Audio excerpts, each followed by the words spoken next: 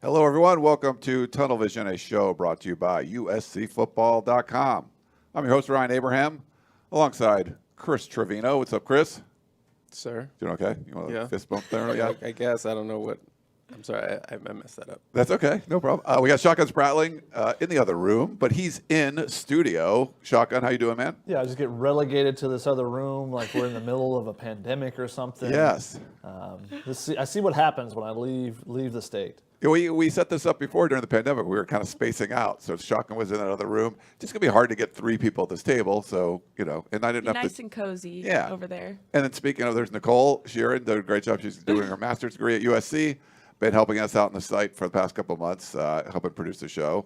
Welcome in, Nicole. How are you? Good, great, happy to be here. Yeah, awesome, great to have everyone here, and thanks for everyone for tuning in to Tunnel Vision. We're going to be able to talk about USC topics for USC spring football. There was a recruiting, a situation that happened over the weekend. We're going to talk about a little bit from Friday.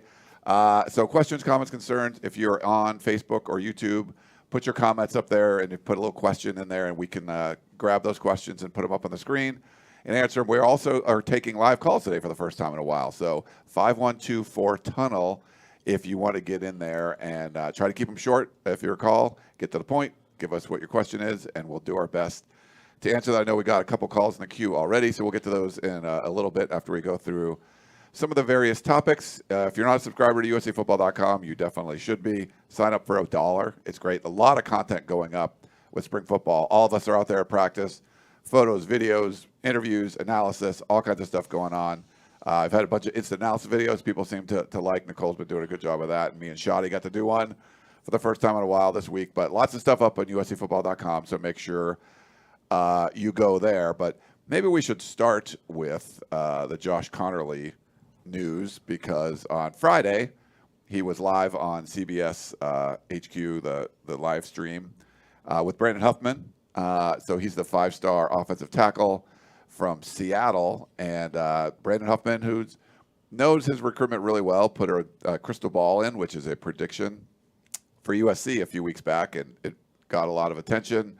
Everything we had heard, it seemed like USC was going to get this class of 2022 offensive tackle. So he was playing basketball. He didn't get to take official visits, so he delayed his recruitment a couple months and was going to announce on April 8th. And he did. And at the last minute, Brandon took his confidence level of his crystal ball from a 5 to a 3, bumped it down a little. And he started to get word could Oregon come in here and put some NIL deal or something together and win away Josh Conerly. And new head coach Dan Lanning, they've got a great recruiting staff there. They were able to do that. So it was a little bit of a shocker for USC fans. Chris, get your thoughts on the Josh Conerly decision there.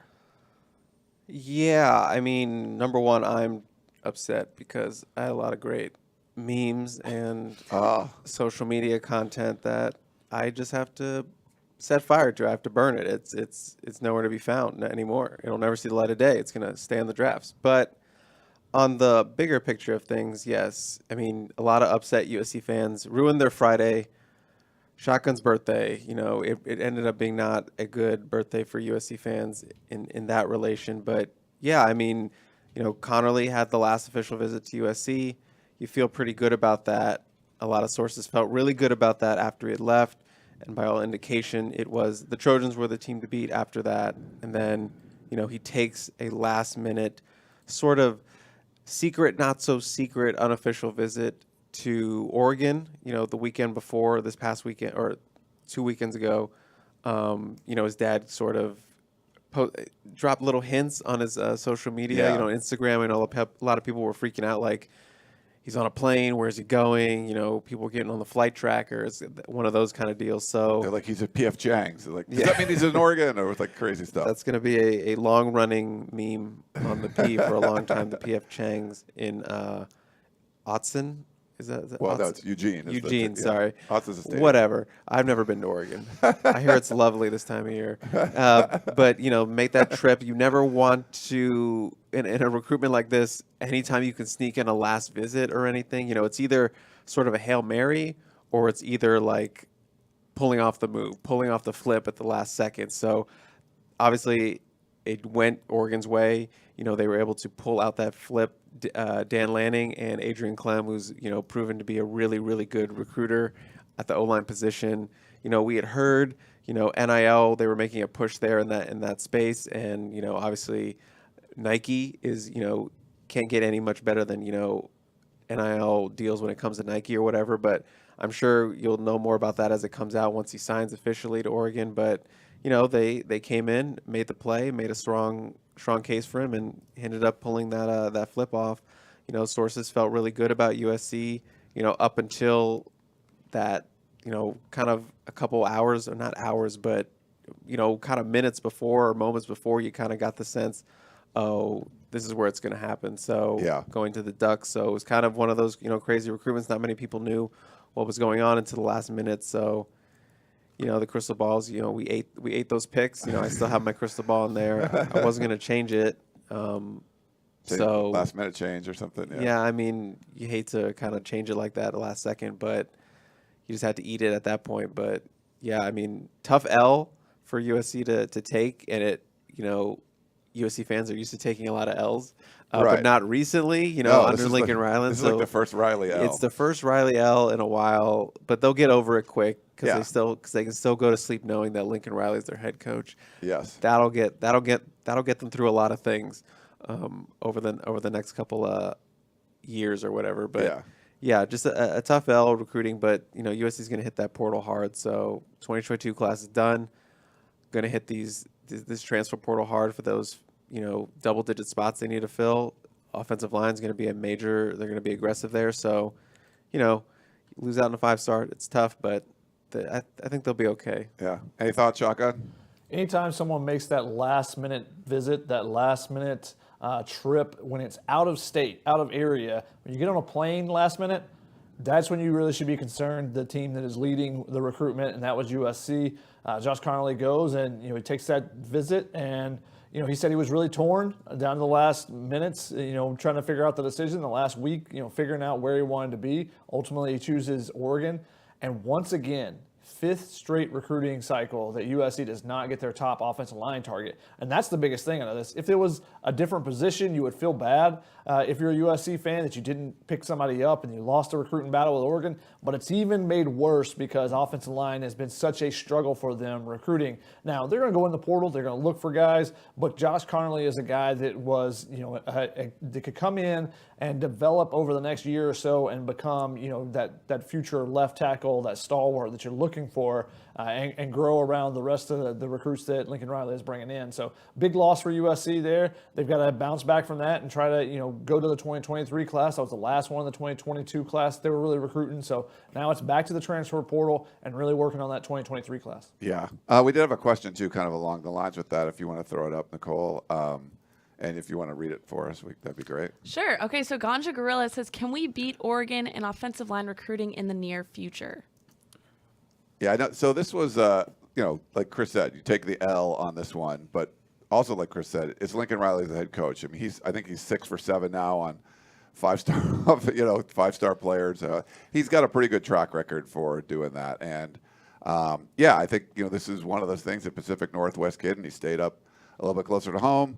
I think he's going to do fine recruiting. Like Shotgun said, you've struggled to land those top offensive line recruits on the West Coast in years to come. I mean, the years past, but I think in the years to come, it's not like I think Oregon's going to continue to have that success, especially with Southern California kids. But any thoughts, Ganja Gorilla? I mean, I think the biggest thing is Oregon went out and put together a staff of recruiters. It'll be interesting to see how they develop on the field as on-field coaches. But Adrian Clem, the offensive line coach, a former show cause, but has always been known for being a really tough recruiter. So that's going to be an area where USC is going to have to find a way to get over the hump. When you go in and there's a kid from Utah or a kid from Nevada that's not from Southern California, USC should have the advantage there going forward on offensive linemen. But because the best offensive linemen, there's only usually a handful that are really that topping in the West as an entire region. So you're going to have to go outside Southern California and fight for some of those kids with Oregon, and it's going to be a big battle for USC. They got to find a way to get over the hump to be able to take down Oregon when it comes to offensive line recruiting, in particular because the Ducks have been so successful there in recent years. Yeah, for sure. But it also helps that it's not crystal ball there anymore. An offensive line coach, a guy who's known for offensive line play and, churning out those big, stalwart offensive linemen. So that kind of helps. It's a defensive coach now kind of leading the way. And I think what will help is just getting the results on the field. Yes. You win 8 games this year, win 9 games, 10 games, whatever, you make it to the Pac-12 championship. That helps sell anything. So yeah. I think it'll help once USC can get a product on the field. You can see this offense. You can see Henson, what he does with this group this year. An experienced group, guys that have talent. See how he develops guys this year. I think getting that on film and kind of putting that out there is just another way to recruit. And obviously they don't have that yet because Lincoln and this team have not played a game yet. So once that happens, I think it'll be a little bit easier to recruit some of those offensive linemen. Yeah, and then recruiting has changed a lot in the past just couple of seasons. The transfer portal is obviously a big deal. Passing the NCAA bylaw that said you could transfer once without sitting out a year. That's completely changed the game, made free agency a big part of recruiting. But NIL is also, the name, image, and likeness stuff is also a big part of it. You're hearing about major collectives at universities where they're pooling money together from boosters and putting packages together where there's only a few NIL rules from the NCAA because they just kind of punted on it. One of them is that you're not supposed to, pay a recruit to come to a certain school. But but there's ways around it, and it's a little bit of a wild west out there right now. And sort of on Saturday, so this is within 12 hours or whatever of the announcement from, or maybe 24 hours of Josh Conerly's announcement. Lincoln Riley did his Zoom after practice on Saturday, and got to and you wrote a story, Chris, so you can go check it out on USAFootball.com about his thoughts. He had some pretty strong thoughts about name, image, and likeness. If you want to kind of give everyone an update. Yeah, I mean, he had some pretty strong words about NIL, and he was kind of asked, how has NIL he's been at Oklahoma and obviously been at USC, two blue blood programs. So how has he seen NIL kind of affect recruiting? And he says, well, it's completely changed it. It doesn't even resemble what they used to do before NIL, like how recruiting worked. And, he stressed that he is for it. He thinks there's a lot of positives. He's more than okay with, guys being able to, make money off their name, image, and likeness. But his main point was that NIL and recruiting need to be separate. NIL should be more focused, obviously, on the guys that are there now, being able to take advantage of those opportunities as a current player. And now, obviously, it's become more so it's being used more so to get, high school students to look a certain way towards your school. Obviously, there's that athletic story that came out 2 months ago about the 2023 junior player that was unnamed, but a lot of people have put it together. Yeah. That was going to get a deal worth up to $8 million. That would pay them upwards of $8 million, I believe, by the time they were a junior in college. And this is a junior in high school right now that got this deal. So, that's sort of the way NIL is being used to lure these prospects into their schools. Get them to come, get them to stop by, get them to commit, get them to sign. So Lincoln is against that. He wants that kind of separation. That's kind of what his main point was on Saturday. All right. The NIL is here to stay. It's going to be part of the recruiting process no matter what. How much and how is that going to be? If there's new bylaws that are going to be passed, or the NCAA has asked Congress to step in, there's a lot of positives that can come from this. But if you're going to start throwing around $8 million for recruits, then obviously that's changing the game quite a bit. Very, very different. So we'll see. We'll follow along with all of that.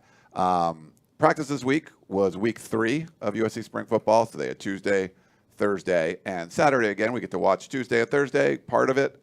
then interview offensive players on Tuesday and defensive players on Thursday. And then Saturday, we don't get to watch, but we get to hear from Lincoln Riley. This week we heard from Lincoln Riley on Thursday also because he was talking to somebody or whatever. He was busy after Tuesday's practice. But there was talk of a scrimmage. So a scrimmage session looked like it was more probably beneficial for some of the skill position players, talking to some of them. You kind of turn things up a little bit more when you're in a scrimmage. The offensive lineman that I talked to, it wasn't really the same thing. I mean, they're usually in these live periods anyway when you're blocking and tackling, going against offensive defensive linemen.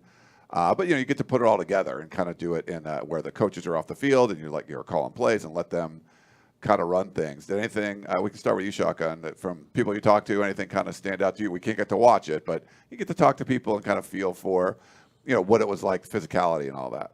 I mean, chatting with some of the offensive linemen, the inconsistency, and I think Josh Henson said that, it's kind of up and down where one play, they looked really good. The next play, not so much. Someone's not getting their assignment. So that's going to be a question mark going forward. And, figuring out what that offensive line can become. And where does Bobby Haskins fit in? It doesn't sound like he's going to be able to do too much this spring. So when they get him in the mix after he's recovered from his foot surgery that he had, how does he play into the grouping that they have right now? Because it's been a pretty consistent starting five, it sounds like. Thoughts, Chris? On what he said or the whole scrimmage? The scrimmage or whatever, what he said too. You just Whatever throw me in you there. like. You just throw me in there. I don't know where to go. Do I look this way? I still don't even know what camera I'm supposed to look So you're at. gonna look at the Whatever one your on the heart desires, Chris. Yeah, the two on the right there. We got new cameras set up. It's just a lot on me. Yeah, I mean, Lincoln kind of let slip that Haskins had in fact had surgery on his Saturday call, and that's something we were hearing before camp started. Not necessarily the surgery, but that the foot injury that he had was significant and obviously required surgery. And do not probably expect him to be to do a lot in spring camp. And that's not right off the bat a huge loss just because he is a veteran, but you do obviously want that chemistry to be worked out with that offensive line. Henson said earlier that he will be competing for that left tackle spot, so I expect it to be sort of a Ford Haskins battle at that spot. And in terms of the overall impressions from the scrimmage, that being our interviews, it seemed like the offense kind of came out sluggish. Some people kind of said that. Jude Wolf had mentioned that. Travis Dye had mentioned that, and sort of Lincoln had called them out on it, and sort of they came out with this low energy, and especially this is Lincoln's offense. He doesn't want to go out there looking like low energy crap at times. So he's got to this is my offense. Yeah. I've won Heisman winners with this offense. You gotta put some behind it. So Travis Dye mentioned that they sort of regrouped after that, and it was kind of a good sign that this team was able to kind of come together and recognize that, hey, we're not getting it done right now. Let's get that energy back up, and they kind of rolled on from there. So, and Caleb Williamson kind of mentioned some ups and downs with that first scrimmage. There were some turnovers. What those turnovers were, I don't know. We don't know. But Caleb, according to Drew Wolf, had a really nice run. Yeah, about a 40-yard run. Not bad. Based on some of the clips I've seen or photos, it seems like he had a touchdown run on Saturday's practice. So, getting it done with his legs. Like that. Malcolm Epps apparently caught a touchdown pass in the red zone. It was funny, Miller Moss. I think the players, and I know there's a lot of USC fans that are really upset at the Clay Helton era, don't like it. They want the players to come out and say, oh my God, everything was terrible before and now it's great. And I think for the most part, the players have tried to keep it chill. They're not going to go overboard and kind of trash what goes on before. But every once in a while, you kind of get a comment that's like, huh. And like Miller Moss said, during his interview that they, were practicing red zone stuff, and they're much more successful in the red zone. USC obviously had red zone problems the past couple of years. And what was the comment? It was like he said, we actually practiced it or something. He was asked about sort of the red zone issues obviously the team had, and sort of what red zone preparation or practice looks like under Lincoln Riley. And he kind of mentioned that on Tuesday the offense had dominated the red zone portion of practice, which is a good sign, obviously, for a team that was really bad at it last year. And he sort of like laughed after that, like, we actually practice red zone now.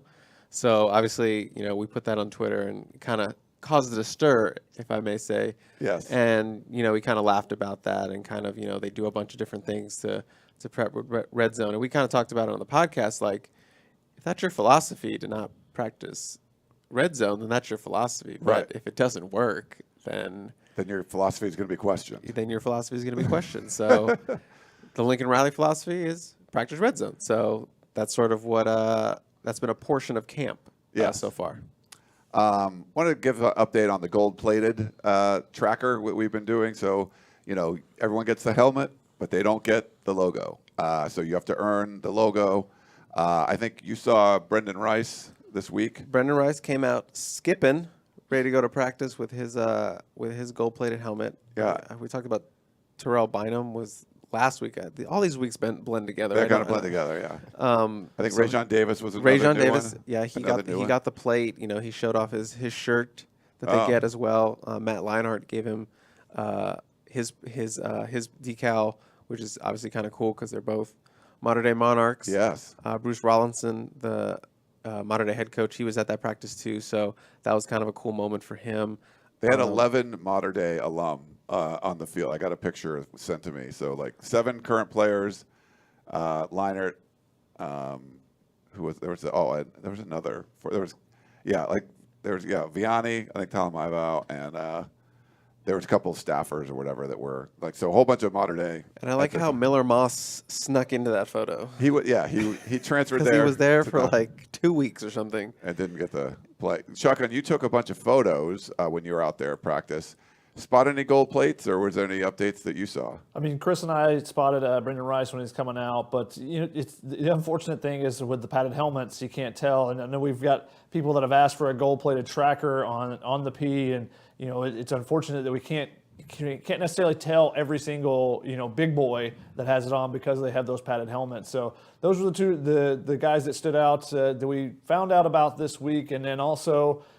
Caleb Williams got his gold plate. It looked like, on Saturday, some of the pictures that were released, and Chris spotted it, that, he did have his decal today or yesterday at the practice in some of the photos. Nice. Shotgun, you would appreciate how to go CSI Peristyle. You've got to do it. Yeah, you just got to look, click through comb through, see what you can see. And it was interesting because they used in today's, or I don't know if the video was dropped this morning or whatever, but they used 2 different shots of Caleb, one without the plate and then the one with the plate. So, interesting. Okay. So I'm sure that's going to be something I post on Tuesday when he comes out. I'll see if he shows it off, and we'll have to see if both quarterbacks got plated. Yeah, see if Miller Moss. He's been working really hard too. I think there's a lot of praise for him. One of the players you already mentioned that got gold plated has got a lot of praise is linebacker Rajon Davis, and one of the more talked about players, I guess, from the offseason. People even asking last year, why isn't he playing? A highly rated, star from Mater Dei, 4-star linebacker. People want to know, what's going on with him. And it was just sort of one of those things. It's a question that gets asked a lot because people want to know. And I think 3 different people, like Lincoln Riley talked about him this week. I think Alex Grinch talked about him.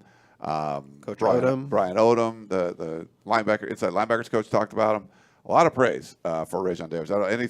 You did a story on him, right? Or did? Yeah. I was in that scrum, kind of talking to him with a bunch of other people, and he kind of answered that question as to why he never got on the field last year, not in a consistent manner, because obviously USC's defense lacks some athleticism, lacks some speed, and those are kind of his calling cards to his game. Yes. And a guy who's super versatile and can play, maybe a safety at times. And at Mater Dei, he even played some safety, and he even lined up at like cornerback sometimes at wide receivers. That's kind of the athleticism that he has. So it was like, we need kind of a player like this. We have a player like this. Why isn't he on the field? And he kind of talked about how it was his knowledge of the playbook. He didn't have it down as much as he should have, and also his weight. He struggled to kind of put on weight in his freshman season. That's not a surprising thing. Plenty of freshmen struggle to put on weight. And in those kind of things he has addressed this season, or this offseason. He's put on about 13 pounds, I believe he said. He's at 220 right now. That's where Coach Odom wanted him to be. At this point, he's hoping for 225 by the time the season rolls around. So he kind of talked about how gaining weight for him has just been eating every 3 hours. They told him to eat everything that he can. Eats 2 peanut butter and jelly sandwiches before bed, and a protein shake. Yeah, when he gets up, drinks Powerade. Got to stay hydrated. So it's been, a food grind for him, which you would love because, your food analogies. I'm sure you're trying to think of one right now. Yeah. You're going to save that in the tank for something. And sort of, obviously, he's been getting down the playbook. He says he's grown mentally in that aspect, and he's, Odom kind of talked about in the first week he had some maturing to do, and he kind of talked about how, that's been a process for him, and it's been a good process. And Odom gave him a lot of praise for getting over that hump, and he's seen a lot more consistency out of him.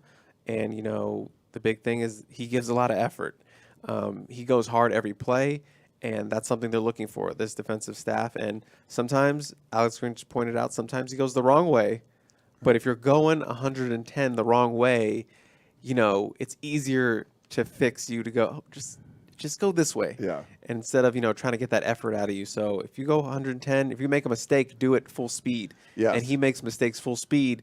Obviously, cut that down to mistakes, you're going to see a lot more playing time. So, that's a good problem to have, sort of, when you got a guy going that hard. Just got to give him the playbook a little bit more, and he's been doing that. Nice. Yeah, every single person that mentioned Rajon mentioned the word effort. The effort that he's giving, and Rajon mentioned Chris was in that scrum while I was talking to Shane Lee. And he mentioned Shane Lee being a big part of that, when he came in and seeing him, and he has become kind of a role model for Rajon Davis behind him. Asked Lincoln Riley a little bit about that as well. And they said that, and Lincoln Riley said that Shane Lee's impact, he's incredibly important for this team or critically valuable, I believe is how he phrased it, because of what he brings as far as, he's been in a championship program. He knows what it takes, and he's showing the ropes to some of those other guys. And Brian Odom even talked about Shane Lee's passion and, how much he loves football, and the fact they have to be like, dude, go home. You've been here long enough. You need to go home and rest your body up. I think it's really interesting that Rajon's starting to come on, and a lot of people are pointing to Shane Lee as part of the impact of that. Yeah. Yeah, and I asked him about Shane Lee specifically, like what sort of impact he's had. He says, when he got here, that's kind of when I had my, awakening of like, I need to put on weight, because obviously that guy gets it done. I don't look like him. Yeah. I don't look like him. I need to look like him.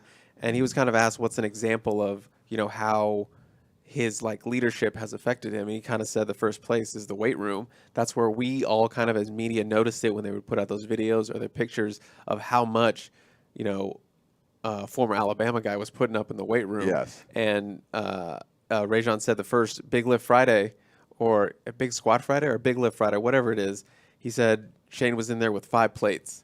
And Rajon was like, I need to step my game up. Yeah. Maybe I'll try 4 plates this week. So kind of seeing things like that is what kind of pushes those younger guys to the next level and want to be not down here, but up here, where they are. So just an invaluable impact that, number 53 has had so far. Yeah. We want to go on. One more player I want to mention because there was a position shift. And if you were a subscriber, you got to read about it in the War Room ahead of time. And then I think Lincoln Riley talked about it yesterday. But Solomon Tulialapupu, another guy very popular just because he was so highly rated.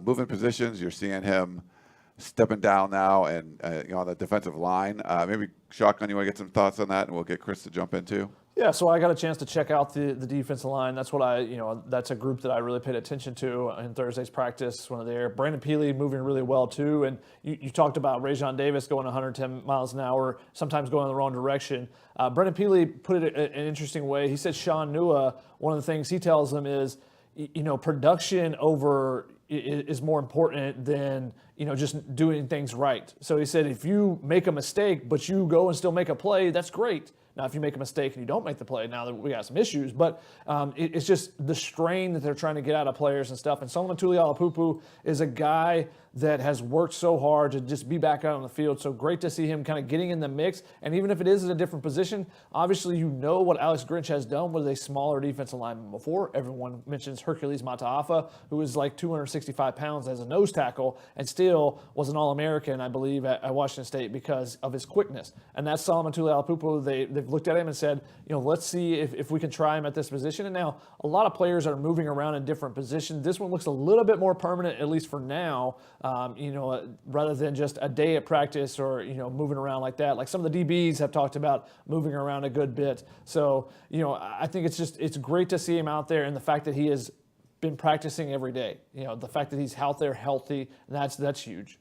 Yeah, big deal. Any thoughts? Yeah, I mean, that's something, Shotgun, you and I saw a lot in last season's, during the season, during practice. We would stand over when we were watching practice up top, by the pool, we would have scout team defense right in front of us, right down there. We'd be able to see Solo playing kind of a defensive end spot because USC did not have a lot of depth on the defensive line. So we don't have any scout bodies, so we need to put in like a linebacker and put him down there. So possibly, Lincoln kind of saw that tape and they kind of looked at him and like, hey, let's put him out there, because he was actually doing well. Yep. He would give those guys issues, and he was not going easy on anyone. He was, this is a guy who has missed being on the field for so long, multiple foot surgeries, the ACL surgery.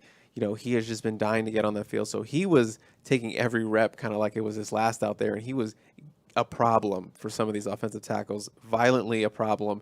And, that's what you want in the trenches. Obviously he's not as big as some of the traditional offensive line or defensive linemen, but he is absolutely violent enough to play on that defensive line, on that edge. And, he was kind of a pass rusher a little bit. When he would pass rush in high school, he would get the job done. So I'm excited to see kind of how that looks, in the spring game. That's something I'm definitely going to be looking at. Hopefully he can get some reps out there. This would be his first spring game, I believe, sort of getting time in that capacity. So another storyline to look at, and a storyline to look at throughout the entire season as well. Nice. All right. Well, I know we have a couple callers in the queue. We have a bunch of questions that you guys have put in the chat room, so we're trying to tabulate those and put them up on the screen when we can and answer all the questions you guys have sent in. So we should probably jump into that. If you are calling in, please keep it brief, get to your question, tell us your name, where you're from, and if you're listening to the show somewhere else, turn that down so we don't have to hear it. Let's go first up to Joey. He has a transfer portal question. Joey, you're on the air, Tunnel Vision. Let us know where you're from and what your question is. I'm from San Diego, California. Thank you for taking my call. Sure. How's it going, Joe? What do you want to know? So my question is that Lincoln Riley has made it clear that this USC roster is far from complete and the team is going to look into the transfer portal for new recruits. However, I was wondering if USC gets a new transfer recruit, can a scholarship be used from the 2022 class because they have a few scholarships left over due to all the players transferring as well as not signing a full class? Or does a new transfer have to take up a scholarship from the 2023 class? Also, if a USC player decides to enter the portal after spring ball, will another scholarship be added to 2023? Because I'm wondering this because although the wave of new transfers are going to be nice, I feel like they need to get as many high school players as possible to be where they want as a football team.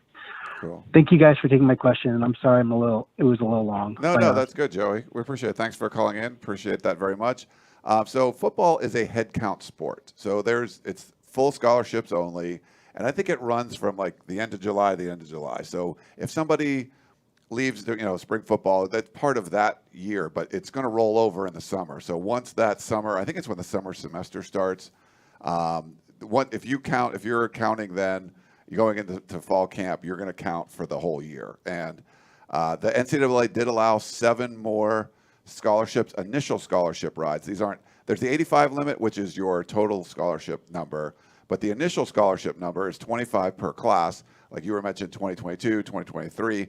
USC didn't sign a whole lot of 2022s. There's a bunch they can roll over to 2023, have them count, you count them forward, or you're counting backwards towards those classes. But you can also bring in 7 more because of the transfer portal. So you can replace transfers. USC's had a bunch of guys transfer out.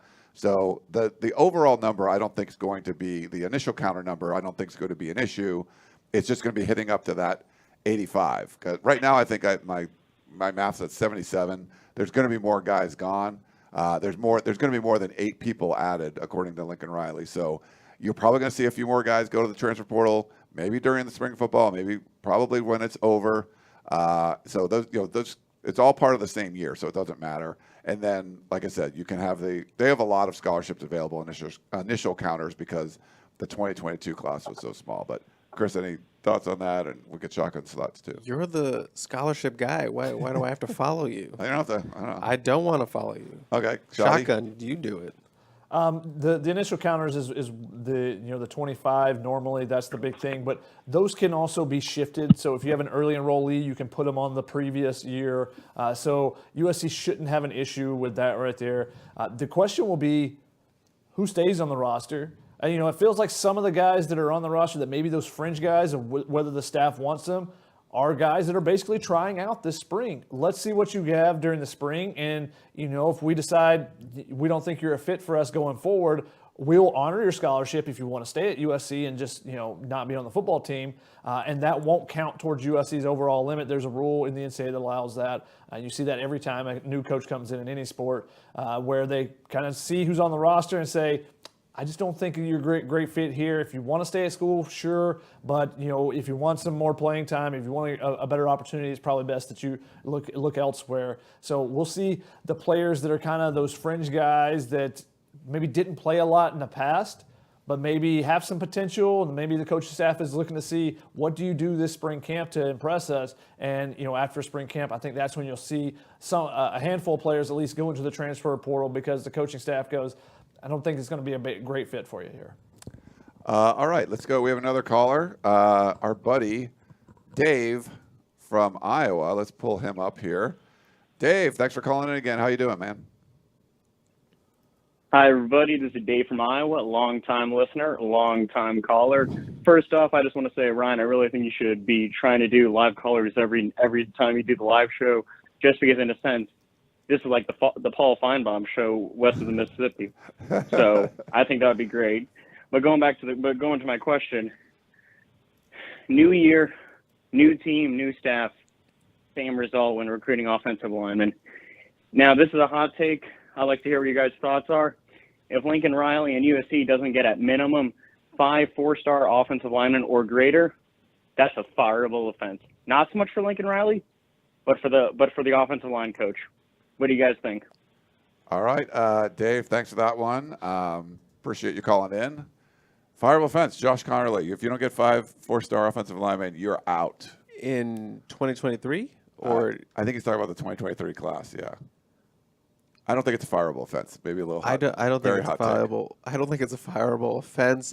I like the gusto with which he said it, but I don't think you can fire someone that quickly because they didn't sign 4 4-star offensive linemen. The 2023 class is going to be a sizable one for the offensive line. Is that 5 to 6? Maybe. I would say at minimum it's going to look like 5, but they're in play for a lot of high-end offensive line talent. So maybe we don't have to go all in and fire them straight away. But if you just look at the class first, if they sign, the number 1 offensive tackle in 2023, Francis Mauioga, who is from the area, out there at MIG. You have Lucas Simmons, Isaiah Robinson out of Texas.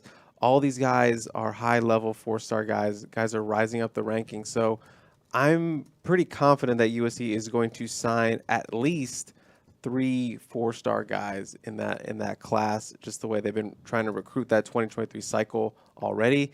And, Henson has proven to be a really good developer of talent. And sometimes you need those 3-star guys. They're not all going to be 5-star, 4-star guys. As much as, you want them to be all those blue chip kind of guys. You need those guys in the program, but you need, there are guys you like that maybe aren't, top 247 guys. They're guys that are 3-star guys that just need a little bit more, work. They have a great frame. They need to put on more size. If they have a great frame and they move well, you can put on 40 pounds on a guy. He take him a red shirt.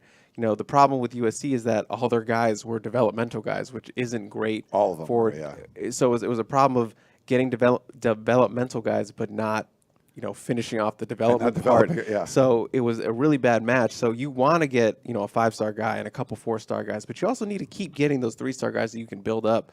A guy like Elijah Page, 6'6", 280 out of, Arizona. He's a good looking dude. The Landon Hatchett, the 3-star offensive center that both Henson and Riley offered while they were at Oklahoma and Texas A&M respectively. He's a 3-star guy, but that's a guy they really like. That's a guy they look on film and it's like, this is a guy that fits our system and this is a guy we want to build up. So, you look for those 3-star guys, those gems, if you will. You can find them all over the country. You want to bring a couple of those guys in. So I'm not saying fireable offense for not getting 4-star guys. There will be 4-star guys in the 23 class. Do not worry about that. But it's okay to take some 3-stars now. Yeah. It's okay. The interesting thing about the 2023 recruiting class for offensive linemen, Chris said 5, maybe even 6, will be that number could vary greatly depending on what USC can do in the transfer portal. Obviously, you saw today 2 Georgia former 5-star offensive linemen go into the transfer portal, and that's the type of player that USC is going to be looking for. They'll be looking for those lower-level guys that have really produced already in their career, but they're also going to be looking for some guys that just haven't got their opportunity with the team they're at. And obviously, Georgia had a full barn of 5-star offensive linemen, so you got a couple that go in the transfer portal. USC probably will be looking at that film if they haven't already done it today, and will be reaching out to those guys if they feel like they can bring them in and develop them here. All right. I think we're going to get into some questions. We have Facebook and YouTube. I'll be monitoring. We can pull up your YouTube ones up on the screen. I think we have one now, Nicole. Yes, we have a Kyle Ford question. Brighton Diaz says, how is Kyle Ford doing? Do you think he's headed for a 1,000-yard season this year, or will the decent depth at wide receiver keep numbers spread out a bit? So what do you guys think? My guy, Kyle Ford. Got to talk to him this week. He looked yoked. You did it. Dropping that term that- already, Yeah, Ryan. We got to get you a new term. We're going to get you a new term during these questions at some point. He does look good. He's my guy.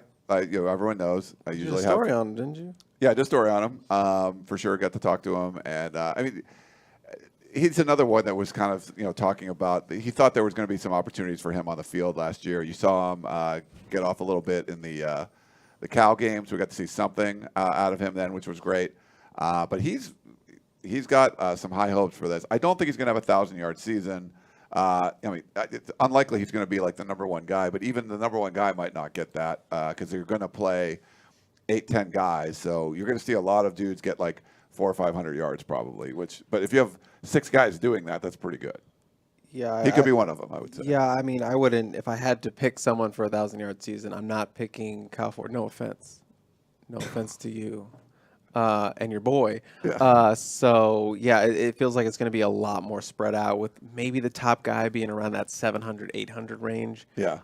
That's what it kind of feels like. So we'll see. But I have high expectations for Kyle Ford in this offense year 1. So rooting for him because he's been underutilized. Obviously. Yeah. He's been healthy according to him. He could have played a lot more last year. So looking forward to see what he does in 2022.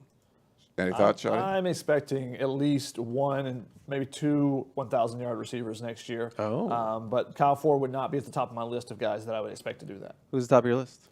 Mario Williams. Who's top of your second list? Probably Brendan Rice. I okay. think Brendan Rice has a chance to break out, and heard some good things from Lincoln Riley about him this week as well as his former Colorado teammate, Mekhi Blackman, is a guy that Lincoln Riley mentioned as probably their biggest playmaker so far this spring. Shotgun. Take it or leave it. Tight end with 400 yards. Ooh, that's a tough one, Chris. You always come up with some good take it or leave it. I'm going to leave that one, though. Okay. I thought I got it. Wow. You thought He had to think about it. He had to think about it. A surprise take it or leave it. We'll see. It depends on how diversified the attack is with the tight ends. If they're using 3 or 4 guys, if it's just one guy that basically takes over the starter's role and gets in there consistently, then I think there'd be a better chance for that. All right. Well, we got a gold-plated question. Dan D says, if a player is gold-plated, does that guarantee spot, meaning will not be asked to enter the transfer portal, asking for McCock room? I think if a player, if you're seeing a player get gold-plated, especially early in spring camp, I mentioned that there are some guys that are probably trying out for their spots. I don't think those are the guys that will be getting asked to exit the program. So if you're getting gold-plated, I think that means the coaching staff has been impressed with your work. Micah Kroom, I don't think is going anywhere. This guy is a seventh-year senior. I honestly don't know how he has eligibility remaining. He's played 5 years. This will be his 5th year playing. He missed a year with an injury. He was out another year, so not exactly sure how he's eligible. I've asked about this a couple times. No one has a direct answer, but he's a valuable guy because he is on almost every special team that USC had last year. So at the least, he's going to be on special teams for USC again this year, and that's a valuable asset to have. So I don't think he's going anywhere. Are you worried that you just ratted him out and no one knew he was a 7th-year player, and now it's like we're not going to see him this week? Are you worried about that? USC actually has 2 7th-year players. Can you name the other one? Brandon Peely. No. Brandon Peely is a 5th year, I want to say, or maybe 6th year. Solo? The answer would be Mo Hassan. Oh. Because to get to a 7th year, for those who are unsure how that even happens, because now there are 6 years because of COVID. Everyone got that extra year of eligibility, and then if you redshirted, so you could be a 6-year player. Because normally in a normal cycle, as soon as you start your NCAA clock, so basically you go in, you sign your paperwork saying that you're an NCAA athlete. You sign that, and basically in the fall of your freshman year, you go in. They give you 5 years to complete 4 seasons.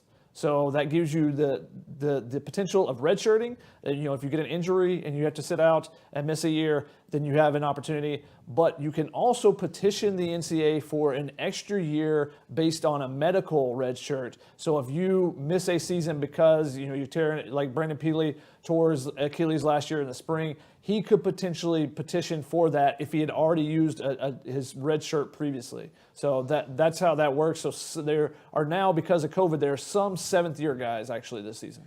Crazy. Shaka, we never got to answer the trivia for the snaps last week, so I want my guess at the end. All right. The defensive players, remember? I do remember. Okay, so I believe I answered that one, did I not? No, we did not. Okay, sorry. Yeah, I didn't. We told us that at the end of the show, and then it never happened. I found my guesses in my drafts, and I was like, what the heck is this? And I was like, oh. So I want my guesses. All right. Apologies. I'll mark it down in our doc to bring it back up. Thank you. All right, guys, we got another question on defense sizing. Nate Corwin says, are you guys concerned about the sizing down of the defense? Other than Lee, it looks like we have safeties playing LB and LBs playing DL. What do you guys think? I mean, this is a speed D. Yeah. So you want that quickness out there. This isn't the SEC where everyone is 6'6" and 390 or whatever. Yeah. Playing running a 4.6. Playing linebacker or whatever. And yeah, it's not that. So I think the speed is welcomed, especially after how slow USC looked last year. But again, if it works, people won't be complaining. But you still need those big guys on the defensive line. You still need those thumpers. But if they're fast, I think it helps equal things out, Yeah. Now, the interesting thing is a guy like Brandon Peely is a big old boy, but he moves really well. Mm-hmm. So he's a guy that he actually, I talked to him this week, and he said he feels like he fits in this defense really well because of the aggressive mentality of it. They don't want the defensive, the nose tackles, the defensive tackles to just be eating up blocks and just standing there and, hey, we need you to take up 2 blocks so the linebacker can go make a play. They want those defensive tackles to be getting upfield, to be getting in the backfield and be aggressive and attacking. And they do a lot of different slants and stunts and different things like that. But a guy like Brandon Peely, who moves really well, even though he is a big guy, I think it fits him really well. So while you're seeing some of the guys they're recruiting are a little bit smaller in the size, and bringing in a guy like Tyrone Tellini is a big, strong guy, but he just doesn't have the same weight as someone like Brandon Peely. But you're seeing the different types of guys they're trying to attract.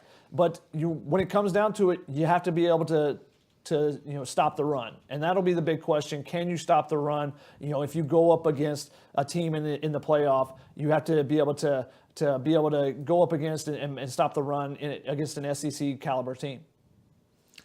All right, guys, this next question hurts me a little bit, but from Manford, do we have a chance in getting former Georgia players Amarius Mims and Clay Webb?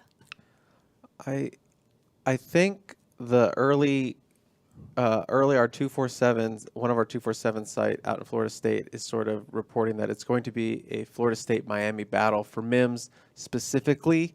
They have mentioned that USC, they were told USC could get involved, so be on the lookout for that. So, I think Lincoln Riley and them would obviously kick the tires on a 5-star offensive lineman getting in the portal. So I would not be shocked about that. And as I just mentioned, our sister site is reporting, look out for USC to sort of be involved there. Webb is sort of a little bit more interesting because I recently just learned that he is sort of caught up in a really bad off the field lawsuit, and I'm not gonna go into details of it because it is pretty bad. So if you want to look what it is, you can. I don't want to repeat it on here. So major potential off the field issues with a sort of bullying lawsuit leveled against him right now. So that's sort of like Might not be an untouchable kind yeah, of might be thing. an untouchable kind of thing right now. So I wouldn't sort of bank on Webb being sort of an option moving forward there. Obviously innocent until proven guilty, but it's not a good look, for someone going into the portal right now. So I would just be, cognizant of that sort of. But Mims, yes, I would expect USC to be involved with him. He's from Florida, right? Is he originally I from Florida? thought he was. I mean, he's a Georgia boy. Oh, yes, but okay. I thought he was at IMG. All these big offensive linemen, they get me sort of mixed up. But I don't have it right in front of me right now. But I think he was at IMG, but I'm not sure. But he is from Georgia naturally. Okay, cool. All right, we got a Pac-12 question. Dave Rice asks, if USC left the Pac-12, how would scheduling work, and would fans be okay with no UCLA, Cal, Stanford, Oregon on the schedule?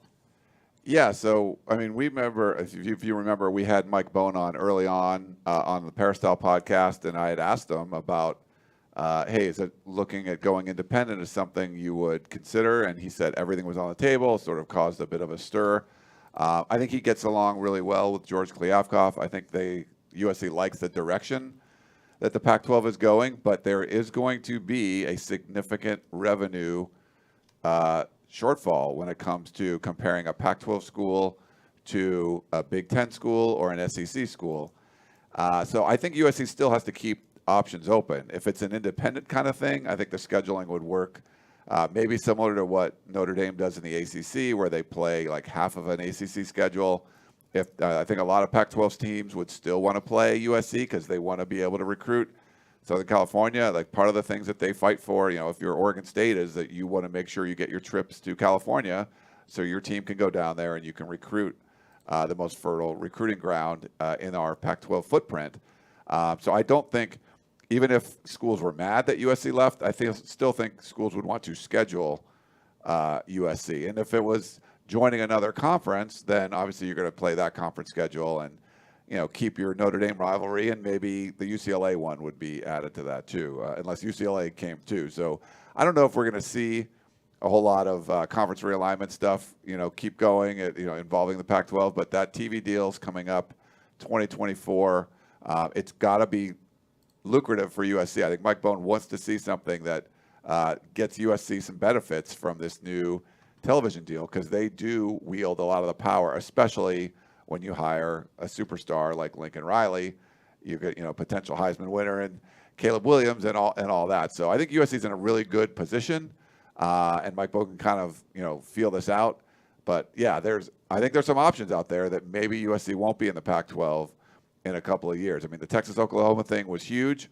Could there be another huge thing where the Big Ten picks up USC and UCLA or something? I don't know. But if there's something like that happening, I think USC has to be open to it, because if they want to compete with the Alabamas and the Ohio States, I mean, the power schools in those two, like really Power 2 conferences, not the Power 5.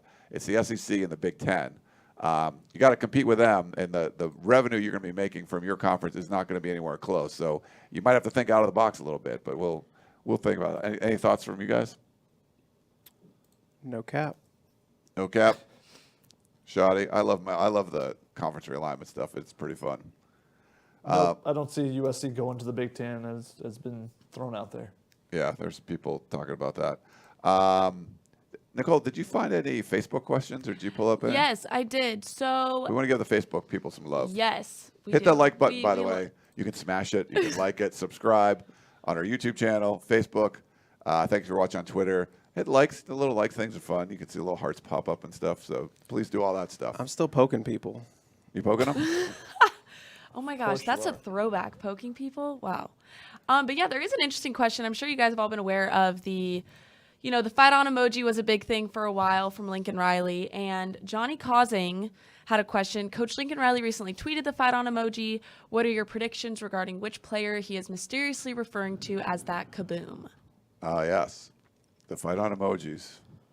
This would be up Chris's alley because I don't even know which all players came this weekend. USC has been bringing in a ton of recruits during the spring.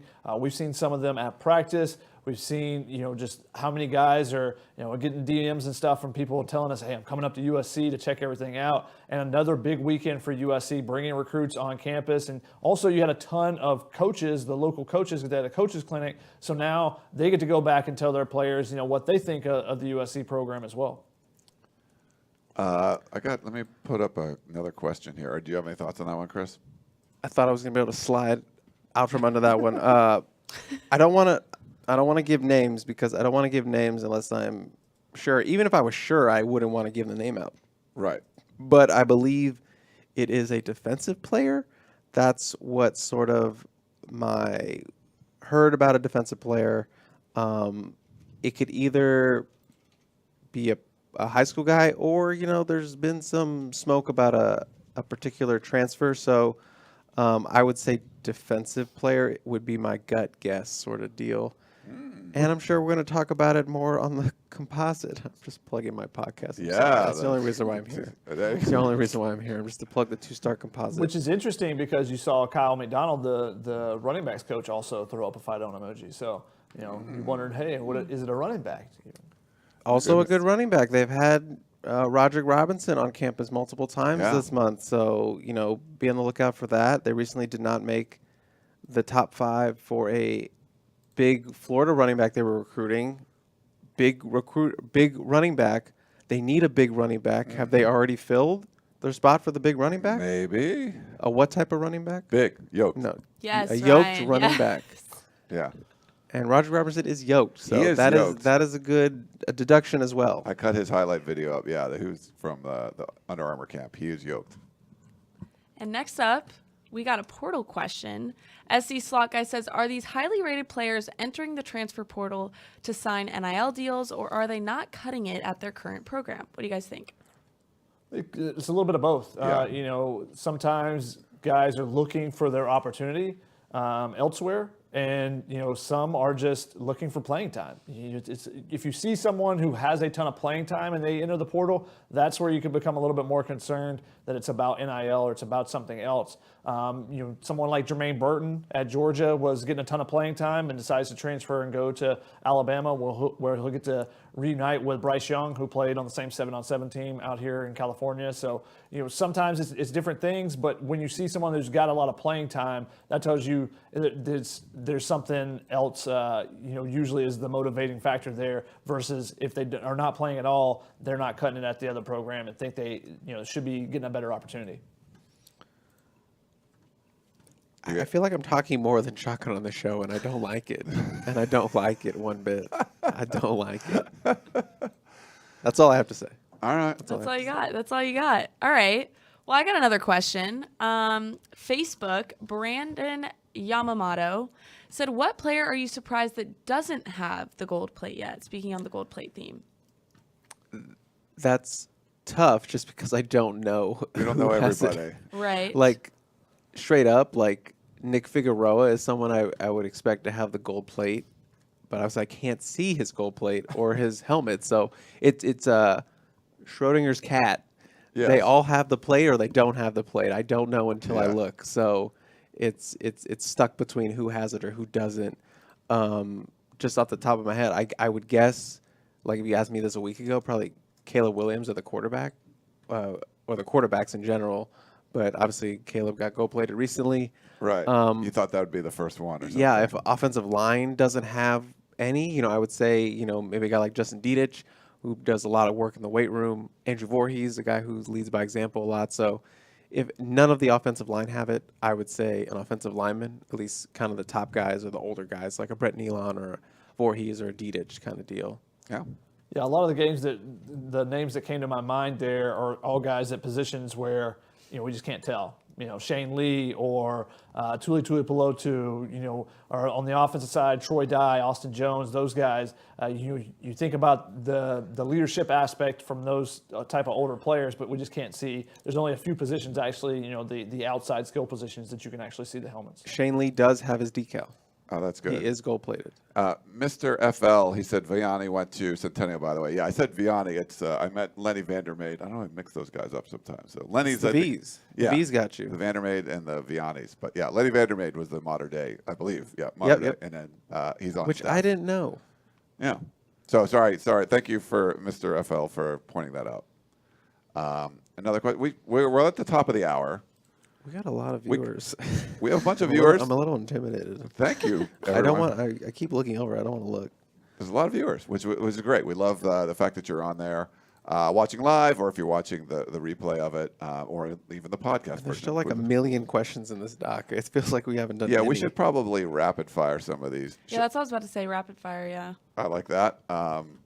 Shadi, you want to do some rapid fire stuff, or how do you want to do this? Let's start with the overarching question a lot of people have asked is, can you give insight as to why Conerly ultimately chose Oregon over USC? That's a good question. Chris, Is what he say looking you? at me? I don't. I'm looking at you. This is so tough on a live show. Yeah. It's so tough to sort of kind of navigate something that's sort of, it's still sort of fresh, it's like 48 hours ago. And, we still have to do a little bit more of a postmortem officially, which we will do on my podcast. But, just off the top, I think there's a multitude of factors, obviously it's a little bit closer to home, but I don't really believe that would be sort of the end all be all for that. And, it kind of feels more like sort of an NIL deal where it kind of feel like that sort of was the deciding factor that kind of pushed it over the top. And, that's perfectly fine. That's how it is nowadays. And, maybe that's sort of why Lincoln Riley was speaking, gave such strong opinions about the NIL on, Saturday. That's sort of how those two were like interrelated, with, kind of losing out on Conerly on Friday and sort of kind of the frustrations of NIL and how it's, affected recruiting. I can't say that for sure, but that they kind of seem like they're related. So I think you can kind of read between those lines. And yeah, I think sort of I haven't been able to fully kind of dive into and, hit people up and kind of do a full deep dive on that. So I don't want to say anything that, that's wrong or, anything like that. I know everyone's watching me right now.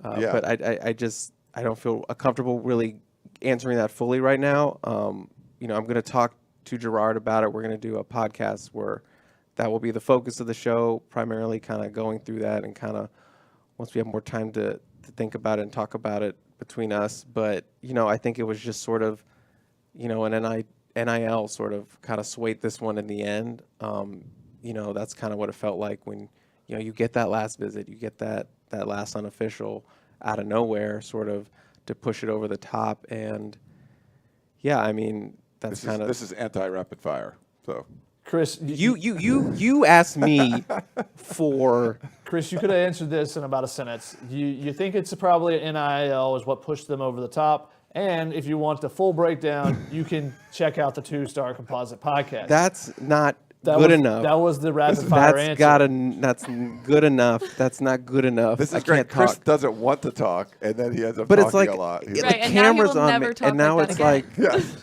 it's like everyone wants an answer, and I want to give them an answer, and I don't want to just say something BSy, like listen to my podcast, but it's like they want to know why, and I can't give them the All right, why Chris, right next question. Now that, All right, I'm now not that talking USC anymore. is not getting Conerly, do you think Cortland Ford can develop into a good player? Yes, move on.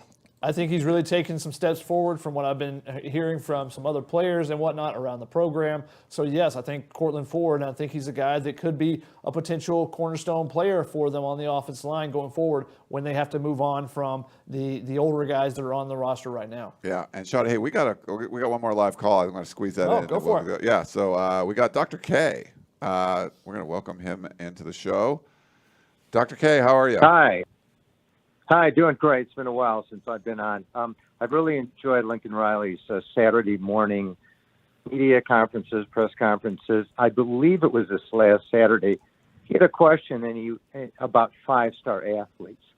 And the way he answered it, I thought was brilliant in the fact that if you're a five-star in high school, it doesn't mean you're a five-star when you get to college. My question is, I would be interested in finding out whether it's just within USC or all schools or whatever, what is the percentage of five-star athletes that come out of high school that actually, make it, actually stay with the team, graduate, go to the NFL, and are the ones just don't, make it. And before you answer that, a big shout out to all of you for your writing. Really enjoyed all the reporting that you've done, and it's just fantastic. I really enjoyed it. And a big shout out to Shotgun for covering basketball. And thanks for your fantastic reporting. Again, all the instant analysis that you're doing, we've really, really enjoyed it. So I'll hang up and wait to hear your answer about these five-star athletes. Thanks very much. Thanks, Dr. K. That was really nice. That was Appreciate really that. nice. Yeah. Appreciate that very much. Yeah, I think the hit rate on 5 stars, and you want to define what success is, but it's, making it to the NFL. I think the 24/7 hit rate, you only put like 32 5 stars every year. It's pretty high. Like there's not a lot of 5 stars that don't do anything, but it happens sometimes. Do you guys know like what the rate? I mean, it's probably. I mean, the rate is so much greater for 5 stars versus 4 stars versus 3 stars. We know that. That's what the statistics tell us that have been compiled over years. The exact number, I don't know. There's generally, just off the top of my head, I feel like it's, if I were to guess, I feel like 60% of 5 stars each year have productive college careers. Some guys fall off. Some guys just don't live up to the 5-star billing. But at least 60% are pretty much dudes for the organization they're with. And if you're in the top 5 or top 10, usually those are the can't miss prospects, and that's why they're in the top 5, top 10. Now, occasionally there are busts, but the vast majority of those guys end up being significant contributors for their college program. I found a quick study that tracked down the percentage of 5-star recruits that make it to NFL, which is not the end-all be-all success, but it is a metric for success. And between 2000 and 2014, about 53% of 5 stars were drafted in the NFL. That's pretty good. And if you're like a 3-year starter in college and you're a 5-star, like I would say okay, even if you don't make it as an NFL player. I mean, you came in as a 5-star, you started for a few years in college, you're productive. I think that'd be a hit, which I think that's pretty high. All right, Shotty, you want to go back to our rapid fire? Jumping back in, and Chris, we're going to go right back to you just because of this. I wasn't going to ask this question, but because of your last answer, you got to get another one. Redemption time, Chris. Eddie Rado wants to know how many more DMV transfers will Chris bring in? Maybe a few from West Virginia, too. 3. 3 more transfers. All right, Chris. I don't know what that's supposed to mean. Me personally. You're involved in this 3. recruitment. We're reporters. We're not supposed to be involved. That's in a recruitment. violation. Yes. This one also for Chris. This is the order they're in, Chris. I'm just saying. Roman wants to know, CT, you have mentioned Mason Murphy in the past. The coaches talked him up last week. You think he has a chance to be good? I think he has a chance to be really great. And Josh Henson seems to think he has a chance to be really great as well. He has that elite size and he has the athleticism to play on that offensive line and be a good player on the edge. I think he needs maybe a little bit more time for, he challenges for kind of a starting role, but I would expect him to be in the rotation on the 2 deep and get playing time this year. So I think he has a chance to be really good. Chris Malloy want to know, have you heard anything about Chris Thompson Jr.'s progress at linebacker? It's been awfully quiet. Ryan, you were in the Brian Odom scrum. Any chance that you heard anything about Chris Thompson? No, I don't think he was brought up specifically, but it'll be interesting to kind of watch, especially in the spring game, like what they ask him to do. We talked about this being more of a speed defense. Obviously, he's a safety, kind of trying to put on some weight and work there at linebacker. We can try to talk this week about it, but I don't recall anyone asking that question in that scrum. Yeah, there was a lot of Rajon Davis, Shane Lee conversations. Yeah. Didn't get to Chris Thompson on that one. He was a guy I did want to ask about, didn't get a chance to. Go ahead. No, I was just say Thompson had seemed to be playing sort of that second team will linebacker spot early, and so if Rajon is coming on, that would probably mean that Rajon is maybe stealing more reps at the second team, at the very least. Shane and Raylan have been the two most consistent, and they seem to be locked in right now at those top 2 spots. So I wouldn't be surprised if Davis is making a push to sort of unseat Thompson, who was, as I said, working with that second team in the first week. And Grinch had mentioned that this is sort of a time where you can kind of throw a guy at a different position just because you're weak on bodies or low on bodies. So it's not expected. It might not be permanent, but this is something they're playing with in spring. So he could very easily be a safety back in the summer, fall. So yeah, we'll have to get more on that this week, this coming week. Roman wanted to know, how does NIL, or Nike NIL, as he put it, change how you guys make predictions on recruits as far as crystal balls?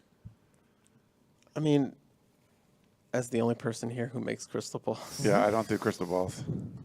Should I do it this? It makes my job harder. And I just want to get over 80% again on my all-time. And the Friday did not help. But, it definitely is another thing you have to factor in and kind of think about. But like I said, if USC starts winning again, I think it's a lot easier to sort of overcome that sort of NIL question on the table. And then, USC has their NIL thing coming with, Sam Baker and his roundabout of former players. So that's something else to kind of consider. There's Nicole, if you want to put this one up. Oh, yeah. Mark, had a comment. I want to comment on this one. Oh, yes. Mark Manalo says 53% is not great considering the sample size for 5 stars is only about 32 players a year.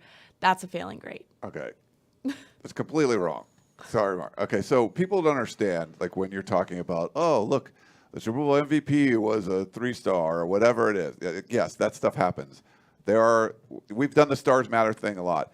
If half of the players, so these are guys who are getting 5-star ratings when they're like 17 years old, and more than half of them end up getting drafted by the NFL, that's pretty darn good. Like, that's a lot. I mean, that doesn't even count guys that could have started for, like we said, started for 3 years and just wasn't, they didn't get drafted. They might sign as a unrestricted, a free agent or whatever too. So undrafted free agent. That's a high hit rate if you're just going to take a random group of high school players that you say, hey, these guys are good, and more than half of them are drafted in the NFL, which is pretty rare. So I don't think 53% is a failing grade.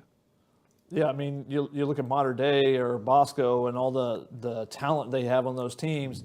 Those teams have 100 players, and you're saying that 16 players or 17 players every year of those 5-star guys go. And think about how many players on Mater Dei or Bosco make it to the NFL. There's not that many. Right. So, yeah, the sample size is very small, or the selection size is very small in those 5 stars. So if 16 or 17 of them make it to the NFL, it's still significant. According to this article by Banner Society, I don't know what sort of experimental minds they have over there, but it calculated you have a 3 in 5 chance of being drafted as a 5-star, a 1 in 5 chance of being drafted as a 4-star, and a 1 in 18 chance of being drafted as a 3-star. Okay. So it shows that those guys ranked the highest have the best chance of getting drafted. So thanks, though, Mark, for the comment. Back to our questions here. Staying on NIL, Martin wanted to know, how about changing the NIL by disallowing any payment packages until after the first or second year? That he believes that would help eliminate the recruiting crap to an extent, in his opinion of it. Do you think some changes to the NIL? What's the possibility of those happening? And do you think that in particular change would make an impact? So right now, people are getting promised stuff for every year they're in school. So we're already seeing that happening where they're just like, oh yeah, so your freshman year you get this, your sophomore year you get that. It'd be the same thing. It's like, okay, well, we can't give you stuff your freshman year, or you can't get stuff freshman year, but you can your sophomore year. So they'll just like, so you'll get your $1 million then. I don't know if that's going to be helpful. They need some guidelines. They need some more rules and to figure some stuff out, because it's going to get crazy. It is the wild, wild west. So I'm curious to see what they do. I don't know if that would be a particularly good solution, though. Charles wanted to know any word on Ajayi Hall from Alabama, the wide receiver that went into the transfer portal. I haven't necessarily heard anything on that one, but he was basically kicked off the team for violation of team rules. So you would have to do your research on that and find out what exactly was going on there before you would show interest in someone like that in the transfer portal. Yeah. Roman want to know any details in the running back battle. Have you guys heard of anything so far? Austin Jones, any of those guys that are really standing out? Troy Dye, Travis Dye. Two brothers. I get them mixed up still. There's only 3 scholarship guys right now. They all have been good. So I don't think there's going to be like, oh, he's the starter, like, in the middle of spring or something. But you would have to think Travis Dye is the leader in the clubhouse. Just he's very versatile. We've heard about his versatility, what he can do. I think blocking is really important. For this offense, and even Kyle Ford talked about, hey, there's more. We're asked to do a lot more on the blocking side, and he loved that because he's a bigger guy. All those guys seem to like blocking too, so I think that's a big part of what they have to do. Like we talked to Kyle McDonald about, he's like, yeah, blocking, they got to block. I think I wouldn't say it's like a bat. Like there's only 3 guys, like they're all gonna be playing around and stuff. But I would guess Travis Dye is probably gonna end up starting. I don't know if you guys. That'd probably be my guess too. Yeah. Greg wanted to know, did you trust Clay McGuire? And I would say yes. He helped the offensive line learn how to play hard all the time, and that was a big thing. Their technique wasn't always the best. They were able to make some mistakes, but they overcame it by playing really hard, and that's when you saw them really successful at the very end of the season and producing some really good Pro Football Focus numbers and getting a lot of accolade from the coaching staff as well. Yeah. Do we know what the base formation this year will be on the defensive side? Jacob Reddick asked. Will it be a 3-3-5? I've been requesting a sit down with Alex Grinch to try to kind of break this down and try to find it out. Hopefully that's going to happen while I'm here in LA, and we'll, if possible, then get you guys some more information on that, just to kind of find out the defensive philosophies and what he wants to do and what he's trying to be looking to do. But I don't know if you guys have heard anything about necessarily what will likely be the base formation. I mean, there's going to be 5 DBs. It depends, with the front. I think you can do some different things, and I think it was Alex Grinch talked about. That they just want to put the 5 best defensive backs out on the field. If it's 5 safeties, if everyone's kind of cross training, especially the 2 safety spots are interchangeable from what he was saying. But their nickel guy could be come from safety, it could be corner, wherever it is. But they just want to get the 5 best players out there, similar to what they were talking about with the offensive line. Just get the 5 best guys out there. So it seems like that's what they're doing in the secondary. We will see 5 DBs. I'm not sure if it's like a 3-3 kind of thing up front of that. So hopefully Sean can talk to Alex Grinch and get some more information on that. Yeah, and of those 5 DBs, Mekhi Blackman is a likely one, and Max Williams is likely one from the early spring results. So the other 3 spots still up in the air there, especially at the cornerback spots. Who's going to step in with Isaac Taylor-Stewart and Chris Steele gone to the NFL draft? Yeah. Moose asked me, he wanted to hear what my thoughts were on the D-line. And I thought that they moved really well. Some of the guys, I think they're still getting their stamina up. There were some of the drills that Sean Newell was putting them through that were kind of endurance drills, going through different bag drills and, having to go back and forth multiple times, doing different things over the bags. So, some of the guys that, we're down on the depth chart, got to get their endurance up, got to get their conditioning up to be able to keep up with some of those older guys that they're bringing in, or else they're going to fall farther and farther behind and might be some of the guys that they asked to lead the program. Yeah. Mark wanted to know, do you really think Lincoln Riley will bring back Brew McCoy? No. No. He said straight up he's going to transfer. Yeah, he was asked about that on. He actually, I think his wording was, as far as I know, he's still transferring or something like that, or he's going to transfer because he's been in the portal. So that makes it sound like there hasn't been much conversation there with Brew McCoy recently to try to get him to come back or anything. Yeah. Roman, 2 4-star Oregon offensive linemen have hit the portal recently. Do you think USC would try to go after either of them? I know Jalen Jeffers, I believe he was being recruited by Oklahoma as well, out of Saguaro High School in the Phoenix area.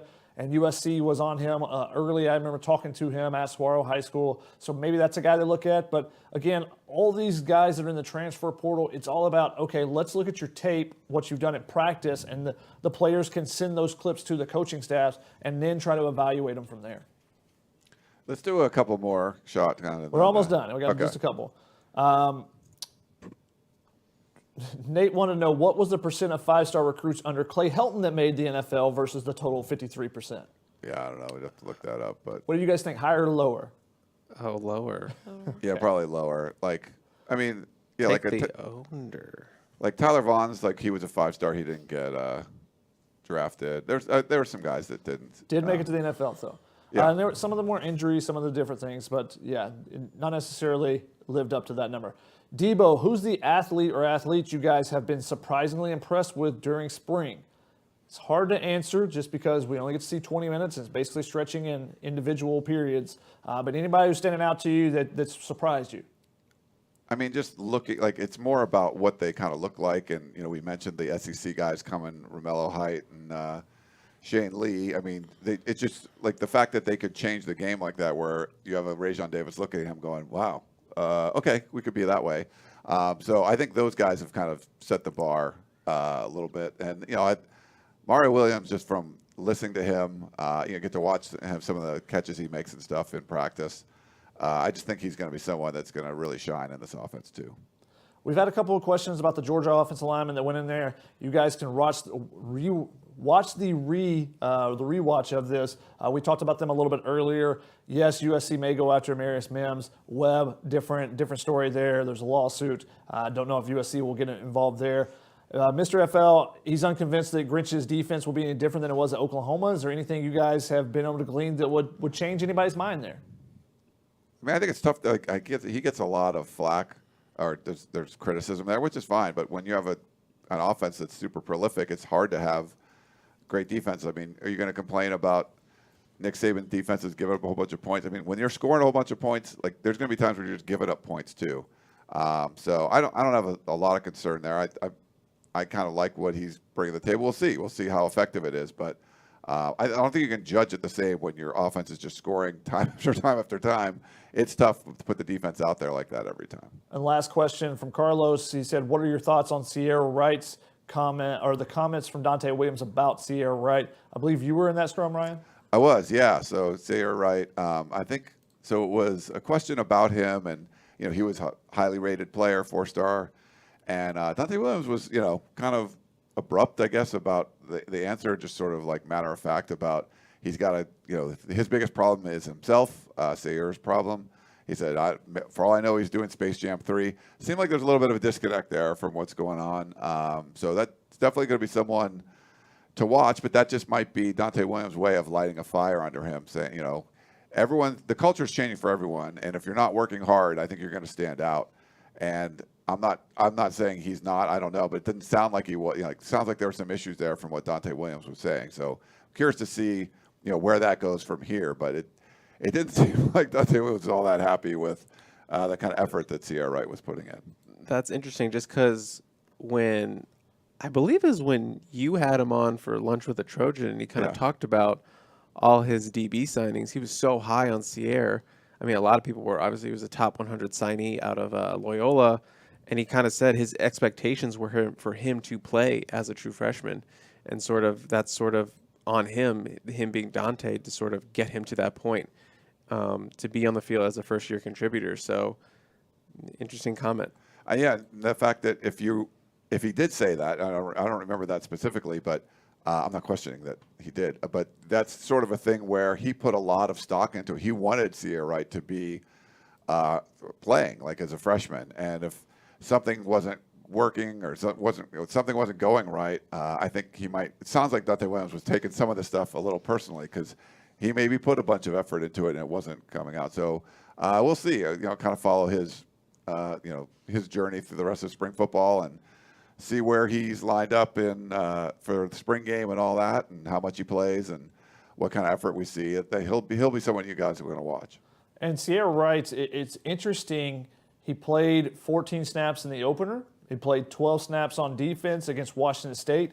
That's also when Dante Williams transitioned to being the interim head coach.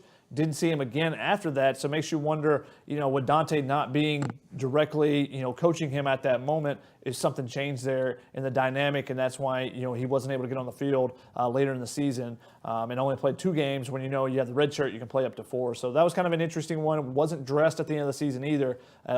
John Lobb was really screaming on Facebook, will Caleb Williams be going under center in certain situations? Well, go back and look at Oklahoma last year, and yes, the quarterback did go under center at times. And our final thing. Yes. More than 3,000 total career snaps. I asked this last week, Chris. Thanks for reminding me. I forgot about it at the end of the show last week. There were 2 players so far since I have been tracking every snap that USC plays since 2015. There are 2 players, and they're both on the defensive side, that have played 3,000 or more snaps in their career. Wow. I've had a whole week to cheat, Okay.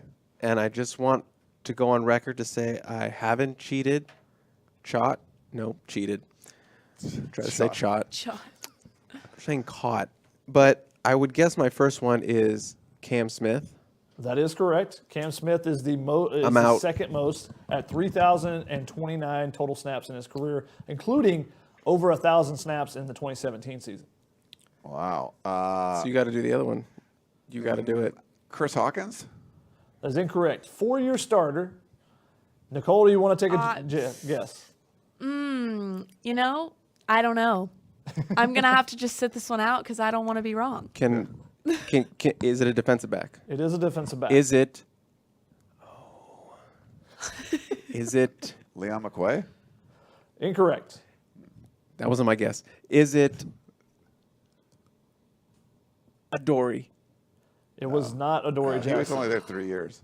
That's the difference there. 4-year starter at cornerback, number Biggie 1 corner Marshall. in the nation. Yeah. Iman Marshall played 3,247 snaps. Yeah. He played at least 679 each of his 4 seasons, topping out at 900 in his final season.